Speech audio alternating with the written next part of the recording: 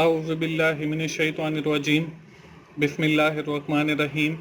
अस्सलाम वालेकुम दोस्तों, मैं हूं मोहसिन रज़ा और आप लोग देख रहे हैं virtual student support services YouTube channel. दोस्तों, आज की जो मेरी वीडियो है वो CS403 डेटाबेस मैनेजमेंट सिस्टम की हमारी जो असाइनमेंट नंबर 1 आई है स्प्रिंग 2021 की, उस हवाले से है।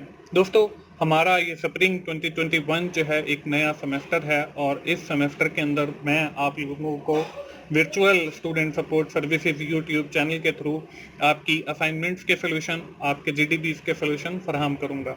जो दोस्त मेरे चैनल पर न्यू हैं वो जल्दी से मेरा चैनल सब्सक्राइब कर लें और साथ ही बेल के आइकन पर भी क्लिक कर लें ताकि मेरी हर आने वाली वीडियो आप लोगों तक पहुंच सके और आप उससे सीख सकें। दोस्तों, बढ़ते हैं हम अपनी आज की इस असाइनमेंट की तरफ। दोस्तों, इस असाइनमेंट के अंदर सबसे पहले तो हमें एक केस दिया गया है। केस मैं आप लोगों के साथ पढ़ के शेयर कर देता हूं। A hostel is like a second home for the student who are living outside the home. The purpose of development of the hostel management system is to manage the activities of the hostel, to maintain all records which are difficult to manage and maintain manually. By using the computer system, it is easy to keep the record of student, room, visitor, hostel, staff and attendance. All this data will be stored in hostel management system. हमें जो है एक hostel management system बनाना है और इसमें हम सारा record save करेंगे, स्टूडेंट का, रूम्स का, विजिटर का और हॉस्टल के स्टाफ का। After getting the admission in the college and university, if the student is not local student, then he and she can apply for the hostel residence.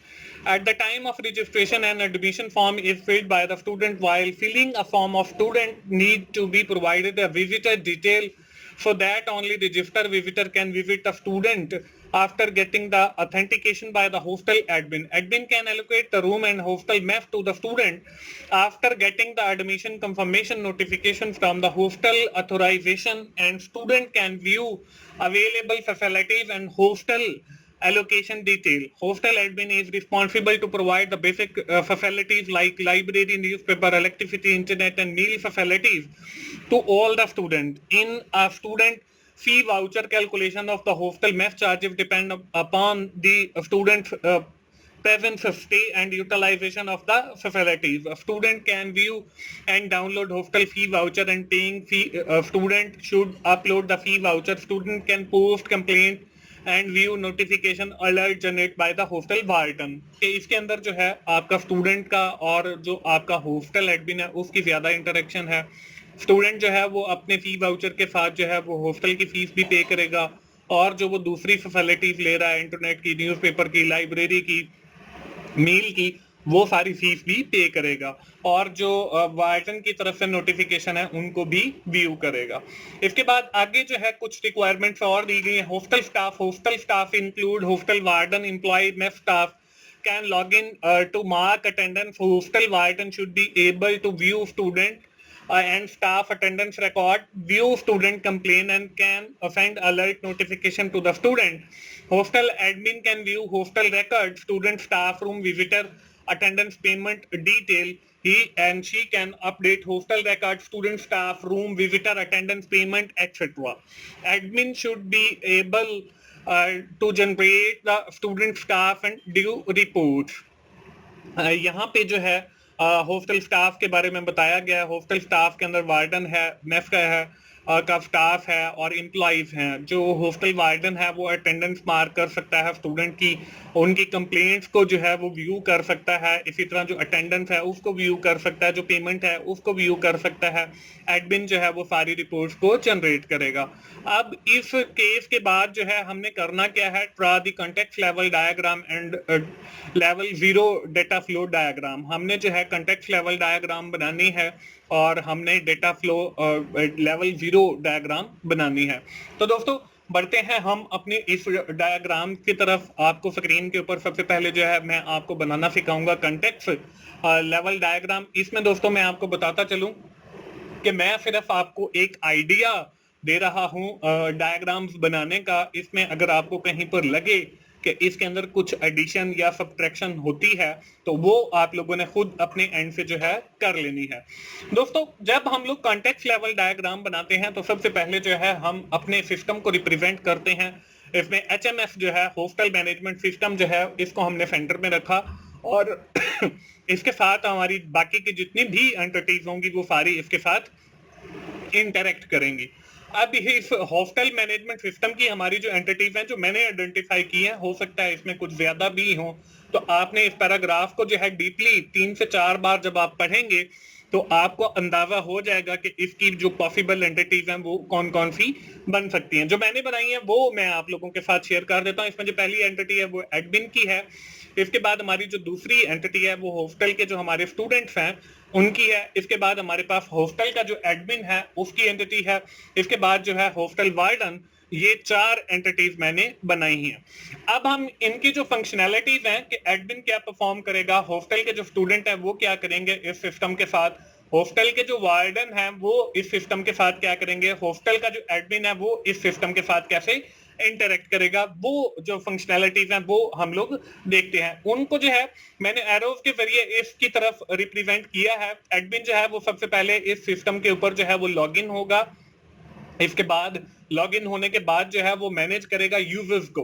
अब इस हमारे hostel management system के जो बाकी की entities हैं, बाकी के जो हैं वो हमारे यूजर्स हैं। मींस टू से के हॉस्टल के जो स्टूडेंट हैं these are also include in the user. और हॉस्टल का वार्डन है, हॉस्टल का एडमिन है, अगर मेस का कोई स्टाफ मेंबर है या कोई अदर एम्प्लॉइज हैं तो वो सारे यूजर्स हैं। तो जो हमारा मेन एडमिन होगा वो इन सारे यूजर्स को मैनेज करेगा। इसके बाद है जनरेट रिपोर्ट्स। अब जो स्टूडेंट की रिपोर्ट है, हॉस्टल के वार्डन की रिपोर्ट है, हॉस्टल के एडमिन की रिपोर्ट्स हैं, वो सारी जो है एडमिन मेन एडमिन जनरेट करेगा। इसके बाद जो है वो अपडेट रूम इंफॉर्मेशन, हमारे जो रूम की इंफॉर्मेशन है वो भी अपडेट करेगा। इसके बाद जो है वो इस सिस्टम से लॉग आउट हो जाएगा। तो इस तरीके से हमारा जो एडमिन की एंटिटी है वो कंप्लीट हो जाती है। इसके बाद हमारे पास देखिए हॉस्टल स्टूडेंट आ गए। अब हॉस्टल स्टूडेंट जो है वो पहले तो सिस्टम के ऊपर लॉग इन हो गए। इसके बाद जो है वो अप्लाई करेंगे फॉर रेजिडेंस, वो अप्लाई करेंगे फॉर रूम्स के लिए। तो वो यहाँ पे मैंने लिख दिया अप्लाई फॉर रेजिडेंस, वो रेजिडेंस के लिए अप्लाई करेंगे। उसके बाद जो है वो व्यू करेंगे फैसिलिटीज के, हमारा जो हॉस्टल है वो हमें कौन कौन सी फैसिलिटीज देता है। इसमें हमारे पास न्यूज पेपर की है, इंटरनेट की है, मील की है या कोई लॉन्ड्री की सर्विसेज हैं। तो वो सारी जितनी भी किस्म की फैसिलिटीज हैं वो जो हॉस्टल हमें प्रोवाइड करेगा उनको व्यू करेगा। इसके बाद जो है व्यू रूम्स डिटेल कि उसे कितना कैपेसिटी का रूम चाहिए, उसमें 3 लोग रह सकें, कि वो अकेला रूम लेना चाहता है, और रूम्स की डिटेल को जो है वो जो व्यू करेगा। और उसके बाद फिर जो है वो अप्लाई करेगा। ये हम पहले भी पढ़ चुके हैं। इसके बाद जो है वो इशू होगा उसे फीस का वाउचर, और फिर जो है वो फीस की पेमेंट कर देगा जितना भी उसका वाउचर जनरेट होगा। इसके बाद जो है वो भी इस सिस्टम से जो है वो लॉग आउट हो जाएगा। तो दोस्तों इस तरीके से हमारे 2 एंटिटीज कंप्लीट हो जाती हैं। इसके बाद तीसरी है हॉस्टल एडमिन की। हॉस्टल एडमिन जो है वो भी लॉगिन होगा इस सिस्टम के ऊपर। उसके बाद जो है वो डिटेल ऑफ फैसिलिटीज कि जितनी भी फैसिलिटीज हॉस्टल ने प्रोवाइड करनी है वो उन सब की डिटेल जो है उस सिस्टम के ऊपर अपडेट करेगा। इसके बाद जो है वो अपडेट फैसिलिटीज, जितनी भी हमारी कोई न्यू अगर फैसिलिटीज आई हैं तो उनको अपडेट कर देगा। इसके बाद लॉग आउट, वो भी इस सिस्टम से लॉग आउट हो जाएगा। इसके बाद हमारा जो आखिरी एंटिटी है वो हमारे पास हॉस्टल वार्डन की है। तो हॉस्टल वार्डन जो है वो सबसे पहले लॉगिन होगा इस सिस्टम के ऊपर। उसके बाद जो है वो मार्क करेगा अटेंडेंस को स्टूडेंट्स की, और व्यू करेगा स्टूडेंट्स को। इसके बाद व्यू करेगा अटेंडेंस को, और इसके बाद जो है वो भी सिस्टम से लॉग आउट हो जाएगा। तो दोस्तों इस तरीके से हमारा जो क्वेश्चन नंबर 1 है, बल्कि जो पहली रिक्वायरमेंट है हमारी इस असाइनमेंट की कि कॉन्टेक्स्ट लेवल डायग्राम बनाए, तो ये एक कॉन्टेक्स्ट लेवल डायग्राम है।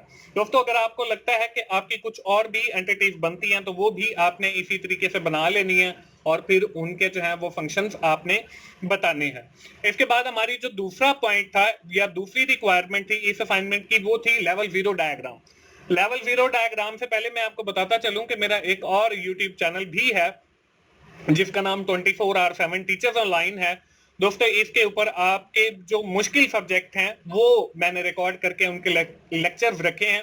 तो आप 24/7 टीचर्स ऑनलाइन को जरूर विजिट करें, जिसका यूआरएल मैंने डिस्क्रिप्शन में ऐड कर दिया है। और उसके ऊपर ये आपका CS 403 का जो सब्जेक्ट है इसके भी कुछ लेक्चर 5, 6 या 10 लेक्चर हैं जो मैंने अभी तक रिकॉर्ड किए हैं, उसके ऊपर वो अवेलेबल हैं। इंशाल्लाह उन लेक्चर से भी आपको काफी कुछ सीखने को मिलेगा तो आप 24/7 टीचर्स ऑनलाइन को जरूर विजिट करें और वहां पे जो लेक्चर्स हैं उनसे जरूर फायदा उठाएं। दोस्तों अब हम लेवल 0 डायग्राम कैसे बनाएंगे, उसको बनाने के लिए देखें, सबसे पहले जो है ये हमारा HMS सिस्टम आ गया, टॉप लेफ्ट कॉर्नर के ऊपर मैंने इसको दिखाया। अब हमारी जो पहली एंटिटी थी वो हॉस्टल स्टूडेंट्स थी।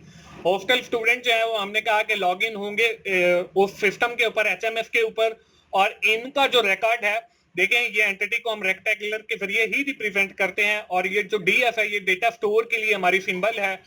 लेवल 0 डायग्राम के ऊपर, इसके ऊपर हमने स्टूडेंट का जो रिकॉर्ड है जितना भी है वो हमने स्टोर कर लिया। अब लॉगिन होने के बाद जो है वो अप्लाई करेगा रेजिडेंस के लिए।